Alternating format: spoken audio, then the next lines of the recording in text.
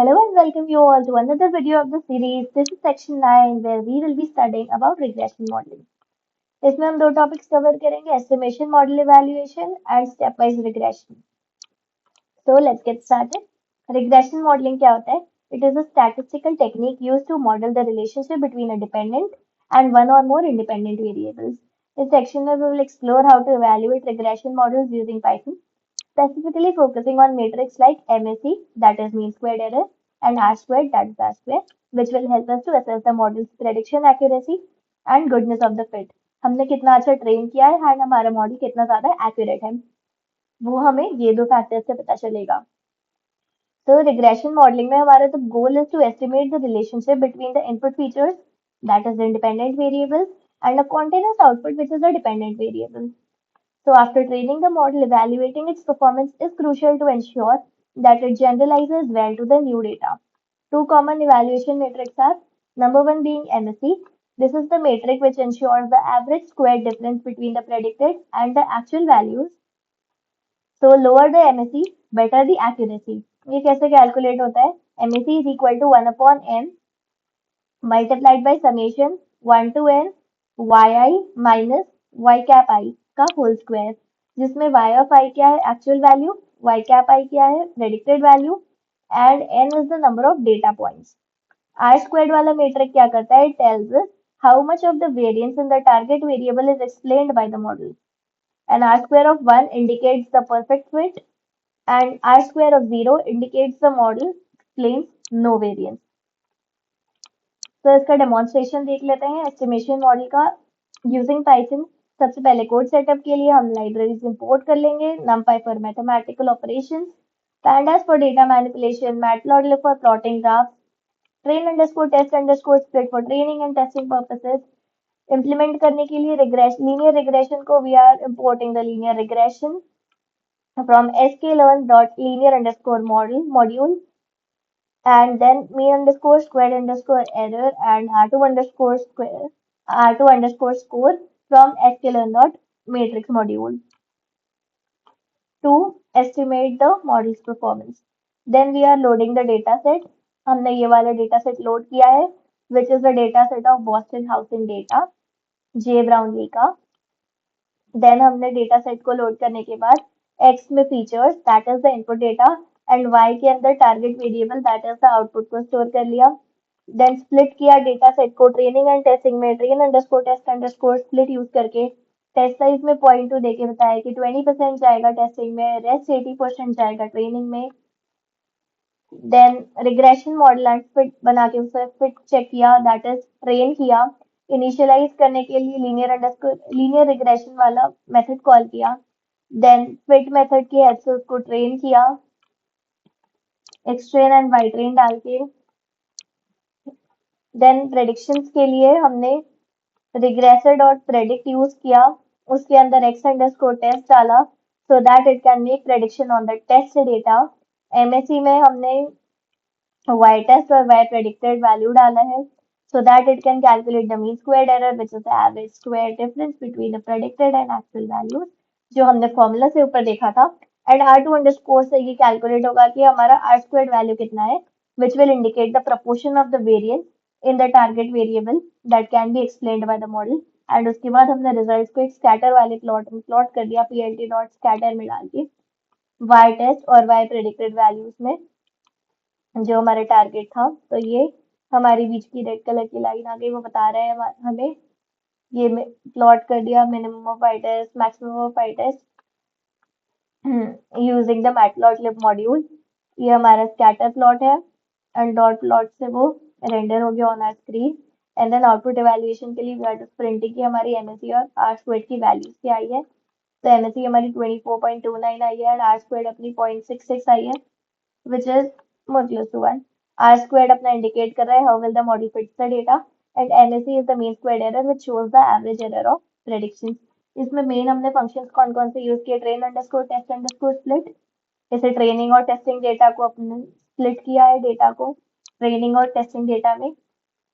linear regression to create a linear regression model, dot fit to train the model on the data, predict to predict the outcomes based on the model, MSE that is mean underscore square underscore error वाला जिसका function होता है, to calculate the mean squared error, and R2 underscore score to measure how well the model explains the variance in the target variable. तो इसमें हमारा जो ये output आया है वो आया है फॉर एस्टिमेशन मॉडल इवैल्यूएशन, जिसमें अपनी आर स्क्वायर की जो वैल्यू है it will tell us how much of the variance in the dependent variable that is the target is explained by the independent variable which is the features. तो अपना जितना higher value होगा उतना better fit होगा। R square का higher value होना चाहिए और एमएससी का अपना लोअर वैल्यू होना चाहिए। And MAE और MSE जो होता है they provide insight into the average errors of the model's prediction। तो ये जितनी कम होती है उतना अपना बेटर होता है। R squared ज्यादा होना चाहिए और mean squared अपनी जो है वो कम होना चाहिए। For example, an R squared value of 0.95 means that 95% of the variance in the target variable is explained by the model। तो ये तो अच्छी चीज है, suggesting a good fit। The MSE or MAE gives us an idea of how far off the predictions are from the actual values। तो इसलिए उसको कम होना चाहिए।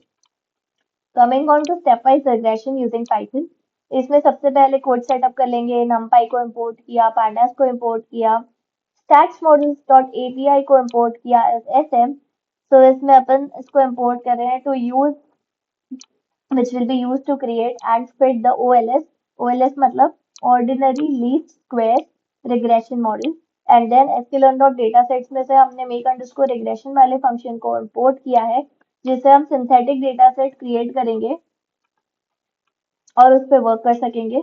And then sklearn.model underscore selection से हमने इंपोर्ट किया है train underscore test underscore split। I don't think उसको अब एक्सप्लेन करने की जरूरत है।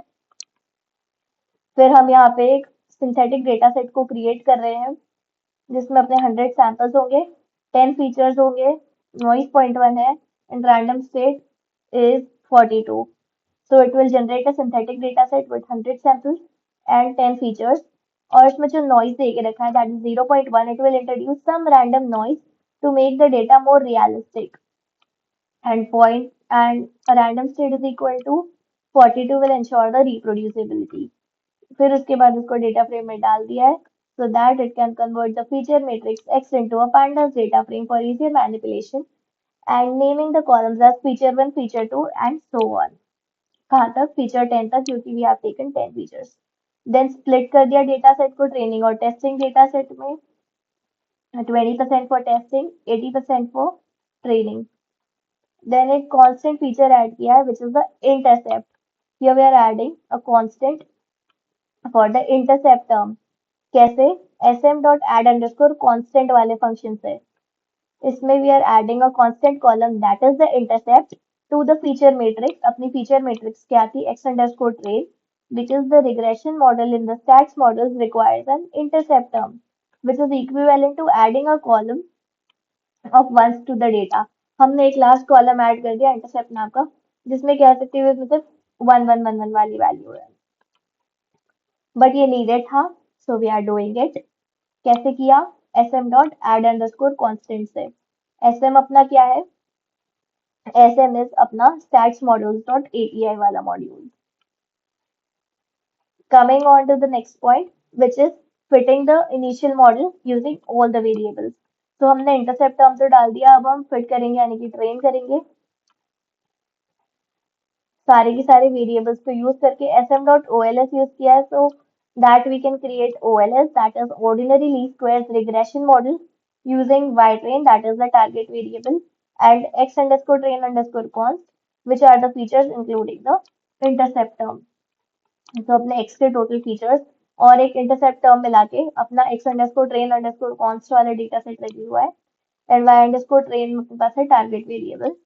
तो इन दोनों को यूज करके sm.ols वाला जो फंक्शन है it will create an OLS regression model. अब स्टेप वाइज रिग्रेशन क्या होता है? It is the backward elimination.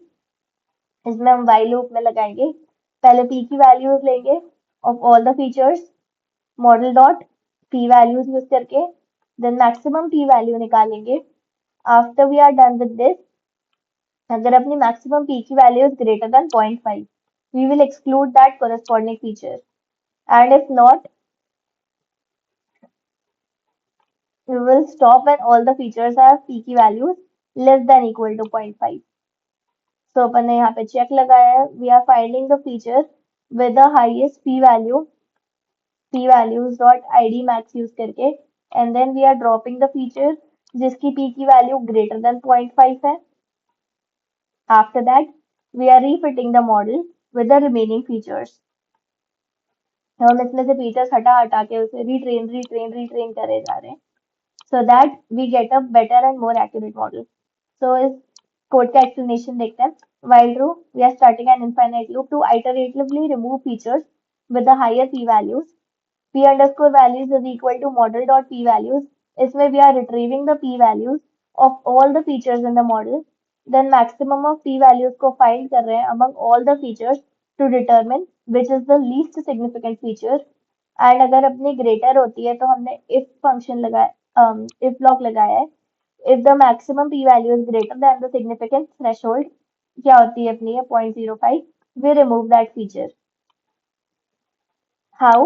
सबसे पहले हम फाइंड करेंगे the feature with highest p value, p underscore values dot id max वाला फंक्शन लगा के उस एक्सक्लूडेड वाले फीचर में डालेंगे.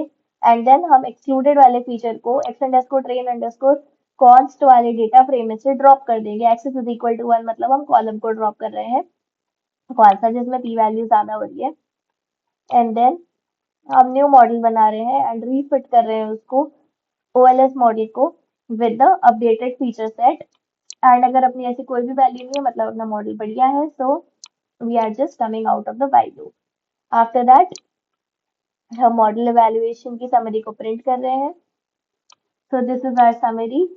इसमें अपना OLS रिग्रेशन का रिजल्ट आ रहा है which is telling us all the possible metrics जो भी अपनी मॉडल की समरी में आती है. फीचर वाइज हमारे टोटल 10 फीचर्स दे रहा है ये, and the other matrix as well.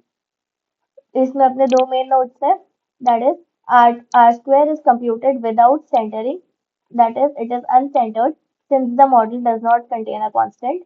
And standard errors जो होती है, they assume that the covariance matrix of the errors is correctly specified. So ये जो अपन ने अभी मॉडल डॉट समरी वाला फंक्शन यूज किया है, it will print the summary of the final model जैसे we can already see in the output. This includes the important statistics like coefficients, p values, r squared and other diagnostics to evaluate how well the model fits the data. As a learner काफी सारी values ऊपर के ऊपर जा रही है, but we can no कि हाँ आर स्क्वेयर्ड अपना कौन सा है, एडजस्टेड आर स्क्वेयर्ड है जो अनसेंटर्ड है, p की वैल्यूज निकाली है, प्रोबेबिलिटी निकाली है, लाइक्लीहुड निकाला है. सो वी कैन नो कि हाँ भाई ठीक है, समझ आ रहा है थोड़ा थोड़ा तो किसमें ग्रेटर देन है, किसमें ऐसा है. कोफिशिएंट्स दे रखे हैं इसने, यहाँ पे स्टैंडर्ड एरर निकाल के रखी है. So it is a little understandable. So this output is telling अस कि हमारे कौन कौन से फीचर्स हैं which are remaining after backward elimination process, which is also known as the stepwise regression process. So the features with the p values greater than 0.05 are removed from the model and हमारे पास क्या बचे, वही वाले features which are having the value less than or equal to p की value as 0.05. And after running the loop, the final model consists only of the statistically significant features which ensure better interpretability and reduces the chance of overfitting. इसमें कौन कौन सी की steps थी. सबसे पहले हमने एक कस्टम डेटा सेट क्रिएट कर लिया मेक अंडरस्कोर रिग्रेशन वाली फंक्शन को यूज करके, सो दैट हमारे पास एक सिंथेटिक डेटा सेट आ जाए जिस पे हम वर्क कर सके. This function will allow us to specify the number of samples, features, noise, जैसे हमने ऊपर किया था नॉइस उसमें रैंडम डेटा डाल दिया था, which will make it useful for simulating real world regression tasks. Then stepwise regression की प्रोसेस लगाई. stepwise regression को हम backward elimination भी बोलते हैं. To remove statistically insignificant figures, if लगा के, then the loop checks for the features with a greater p value जिसकी 0.05 से greater है वो remove हो जाएगी. and बाकी अपनी less वाली जो है वो अपने पास ऐसा filtered result retrieve हो जाएगी. देन मॉडल समरी में हमने बहुत सारी डिटेल्स प्रिंट करी, डिफरेंट मैट्रिक्स देखे जिससे वी कैन नो मॉडल की एक्यूरेसी क्या है. So all in all we can conclude that there are two essential techniques जो हमने अभी पढ़ी है रिग्रेशन एनालिसिस की, estimation, model evaluation and stepwise regression. Estimation model evaluation में हमने देखा कि how can we assess the performance of a regression model using R squared and MSE, that is mean squared error, which is helping us in understanding how well the model fits the data and generalizes to unseen data. और stepwise regression, also known as backward elimination, में हमने देखा that how does it enable us to build a more refined model by removing statistically insignificant features, ensuring that the final model is both accurate and interpretable. So both the techniques of the output guide us in making informed decisions about the model performance and feature selection, ultimately leading to more accurate and efficient models. हमारा model तो बन गया, अब हम इसकी accuracy test कर रहे हैं, हम मॉडल को ट्रेन जैसा किया है वो चेक कर रहे हैं. So these were the two techniques जो हमने आज डिस्कस करी. We will be discussing more topics in the coming videos. So stay tuned and thank you.